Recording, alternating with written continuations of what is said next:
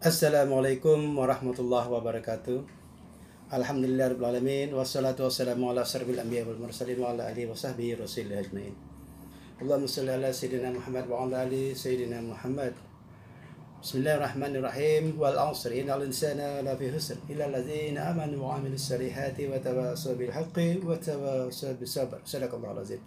Kepada sahabatku semua dimanapun kita semua berada, semoga senantiasa kita diberikan kesehatan lahir wal batinah, diberikan kebahagiaan lahir wal batinah, diberikan kesejahteraan lahir wal batinah, dan insya Allah diberikan umur yang panjang, umur yang senantiasa untuk beribadah kepada Allah Subhanahu wa taala dan memberikan kontribusi terbaik kita kepada agama, kepada nusa dan bangsa kita untuk ke arah yang lebih baik lagi. Kepada sahabatku terima semuanya, sebelum saya mengulas secara sederhana pada video kali ini, saya juga tetap memohon dukungan daripada para pemirsa semua untuk senantiasa meninggalkan like, berilah komen, share-lah video ini kepada kawan-kawan kita semua, dan jangan lupa untuk menonton dari awal hingga selesai pada semua video yang saya unggah di YouTube saya ini. Semoga itu semua akan menjadi amal jariah bagi kita semua dan senantiasa memberikan kebahagiaan lahirah wal batinah kepada kita semua. Amin amin ya rabbal alamin. Kepada sahabat, tentu kita semua telah menyaksikan berbagai gonjang-ganjing perpolitikan, dinamika perpolitikan di Indonesia yang hingga saat ini masih semakin panas kita rasakan, di mana pada hari ini, hari Sabtu tanggal 2 September 2023, pasangan Capres Anies Baswedan mendeklarasikan dengan cawapresnya yaitu Muhaimin Iskandar, di mana kita tentu sama-sama memahami bahwa selama 1 tahun lebih Anies Baswedan berdampingan dengan AHY yang akan dideklarasikan menjadi cawapresnya, akan tetapi itu semua tidak menjadi kenyataan karena di ujung jalan perubahan itu terjadi. Apakah itu perubahan yang memang dikehendaki Allah Tuhan, apakah memang itu dikehendaki oleh para pemain-pemain politik di belakang itu tadi. Kita tidak bisa menilai secara kasat mata di sana, tetapi tentu yang lebih baik yang akan terjadi untuk negeri ini insya Allah. Kepada sahabatku terindah, pada deklarasi hari ini Anies Baswedan sebagai presiden dan Muhaimin Iskandar sebagai cawapresnya telah mendeklarasikannya tetap untuk membawa perubahan dan perbaikan bagi negeri ini. Artinya dari koalisi pertama antara Partai Nasdem, Partai Demokrat, dan Partai Keadilan Sejahtera, ternyata hanya satu partai, yaitu Partai Demokrat, yang keluar dari koalisi Partai Persatuan untuk perbaikan negeri ini. Artinya dua partai Nasdem dan PKS telah tetap melanjutkan dengan koalisi yang sama, yaitu koalisi perbaikan untuk perubahan demi negeri ini. Dan itulah sebuah konsekuensi daripada koalisi-koalisi yang akan dibangun ke depannya. Tentu masih mengalami dinamika-dinamika perpolitikan yang dengan pertimbangan-pertimbangan yang mungkin pragmatis, yang mungkin juga oportunis di sana. Kita sama-sama bisa menyaksikannya di video-video YouTube ataupun di media-media mainstream lainnya yang ditayang ulangin atau yang secara live kita bisa saksikan bersama. Dan kita bisa menganalisa kalau dari apa yang saya amati dari sebuah kenyataan bahwa Anies Baswedan didorong oleh Partai Nasdem yaitu Surya Paloh untuk membatalkan persetujuannya terhadap AHY yang telah menjadi calon wakil presiden Anies Baswedan beberapa waktu yang lalu. Ini merupakan suatu hal yang perlu dikaji secara politis. Nasdem dan Anies mungkin tidak menjadi atau tidak meneruskan mengambil AHY menjadi cawapresnya, mungkin karena elektoral untuk AHY sendiri di Jawa Timur dan Jawa Tengah tidak begitu menggiurkan, karena sebenarnya kelemahan daripada Anies juga di Jawa Timur dan Jawa Tengah, karena Anies Baswedan itu tidak populer bagi kalangan Nahdlatul Ulama atau bagian kalangan Nahdliyin di daerah Jawa Timur dan Jawa Tengah, meskipun dia berasal dari Jawa Timur. Dan kenapa harus Muhaimin? Karena menurut pertimbangannya bahwa Muhaimin Iskandar dan atas nama Partai Kebangkitan Bangsanya di Jawa Timur dan Jawa Tengah, dia menjadi pemenang nomor 2 dan pemenang nomor 3 di kedua provinsi tersebut. Maka dengan pertimbangan politis seperti itu, untuk menutupi kelemahan Anies di dua provinsi tersebut, maka diputuskan mungkin secara sepihak oleh Surya Paloh untuk mengambil Gus atau Caimin menjadi cawapresnya Anies Baswedan dengan harapan bisa menambah elektoralnya di sana, sehingga akan menutupi kelemahan daripada Anies Baswedan.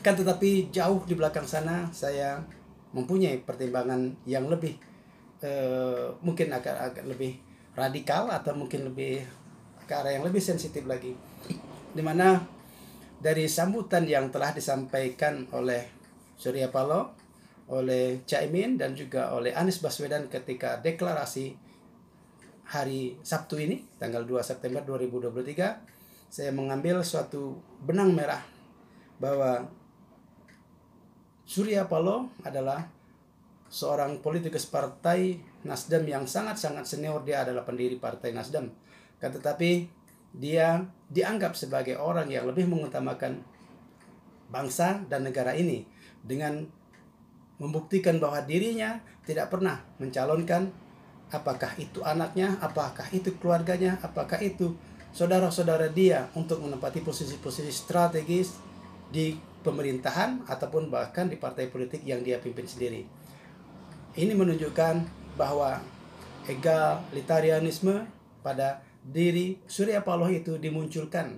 Makanya Anies Baswedan di sini memberikan sanjungan yang cukup luar biasa terhadap Pak Surya Paloh, karena dia lebih mengutamakan perbaikan untuk negeri daripada untuk dirinya sendiri atau untuk keluarganya sendiri. Terbukti dia memilih cawapresnya Anies Baswedan yang bukan keluarganya, yang bukan orang dari partainya, tetapi dia melihat Anies Baswedan sebagai seorang sosok yang berkualitas dan sepertinya bertanggung jawab terhadap negeri ini jika dia menjadi presiden. Oleh karena itu, Surya Paloh memilih Anies Baswedan.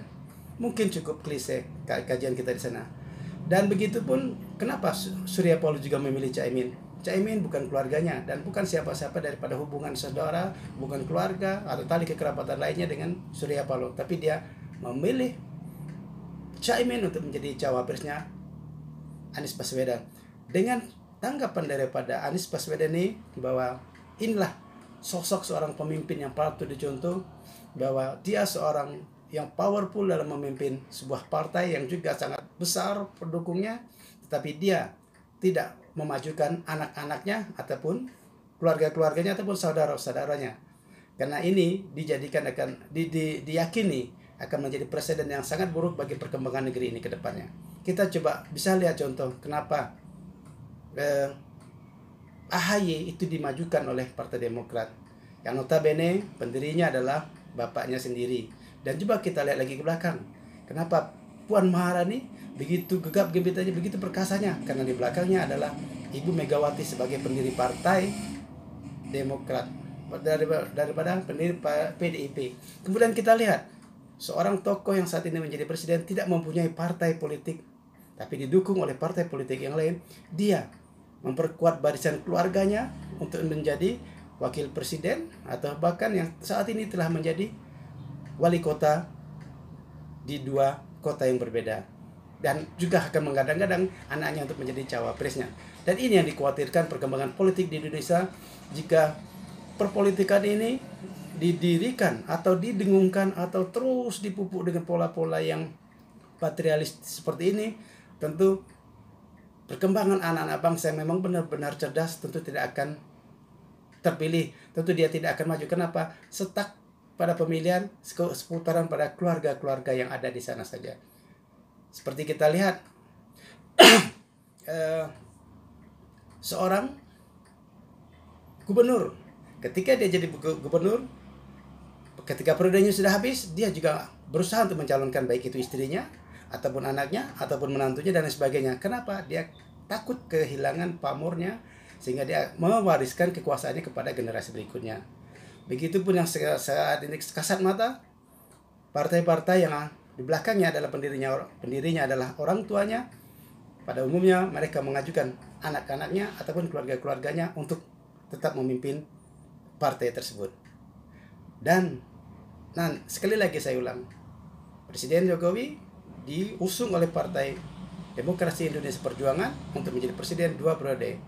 Dalam waktu periode kedua menjadikan anaknya menjadi wali kota Solo dan menantunya menjadi wali kota Medan, dan nanti akan digadang-gadang juga untuk menjadi calon wakil presiden di pemilu 2024. Dan seperti inilah yang dicontohkan oleh yang saya analisa dalam apa yang disampaikan oleh Anies Baswedan dalam sambutannya dalam deklarasi Capres dan Cawapres ini, bahwa Surya Paloh merupakan suatu contoh suri tauladan seorang tokoh nasional yang tidak mementingkan diri sendiri dan keluarganya dan bahkan kelompoknya, dengan bukti bahwa dia atau Surya Paloh tidak mengusung kadernya untuk menjadi capres maupun cawapres. Dalam tanda kutip, mungkin saja kader untuk jadi cawapres di Nasdem tidak ada, atau mungkin saja memang Surya Paloh tidak ingin menonjolkan dari kadernya sendiri. Wallahu a'lam bishawab, kita tidak tahu. Kan tetapi apa yang disampaikan Anies tadi bisa menjadi introspeksi diri kita, bahwa mungkin pola pengkaderan daripada partai politik untuk di Indonesia perlu kita sedikit melirik apa yang dilakukan oleh Surya Paloh beberapa dekade berikut ini. Sebelumnya dia mengajukan Jokowi di periode pertama, yang bukan siapa-siapanya dari Partai Nasdem dan bukan keluarganya daripada Surya Paloh. Dan saat ini dia buktikan lagi mengajukan Anies Baswedan yang bukan siapa-siapanya. Dan secara pribadi melalui video ini saya mengapresiasi apa yang disampaikan oleh Anies Baswedan, dan saya juga kalau boleh mengharapkan dan menyarankan kepada semua partai politik, binalah kader-kader bangsa melalui partai politik yang benar-benar kader dan bukan mengutamakan terah keluarga dan bukan mengutamakan terah daripada family daripada orang yang membangun atau yang mendirikan partai tersebut. Atau ketika Anda berkuasa, jangan mengutamakan KKN, kolusi, korupsi, dan nepotisme seperti apa yang kita lihat saat ini secara terang benderang, secara kasat mata kita lihat. Ketika berkuasa, keluarganya pun ikut berkuasa. Nauzubillah min dzalik. Oke, demikian video singkat ini. Semoga bisa didengar oleh kalangan siapapun, khususnya para pengurus partai-partai, sehingga bisa mengkaderkan memang daripada kader-kadernya yang benar-benar berkualitas lah yang untuk didorong, yang untuk dimajukan menjadi pemimpin-pemimpin dari partai tersebut. Bukan mengutamakan keluarga pendiri partai itu saja. Kalau itu terus dibina, kalau itu terus dipupuk, dunia perpolitikan di Indonesia, pemimpin-pemimpin di Indonesia tak akan bisa berkembang, tak akan bisa tumbuh dari kalangan yang paling bawah sekalipun, karena terganjal oleh garis biru atau terganjal oleh darah biru pendiri partai politik. Demikian video singkat ini, semoga memberikan manfaat dan kita siap mendengarkan deklarasi selanjutnya dari pasangan Capres dan Cawapres berikutnya. Masih tertinggal 2 lagi kemungkinan. Semoga kedepannya Indonesia lebih baik dan lebih makmur, sejahtera dalam kemakmuran, makmur dalam kesejahteraan, adil dalam kecerdasan. Billah taufiq wal hidayah. Wassalamualaikum warahmatullahi wabarakatuh. Thank you for watching.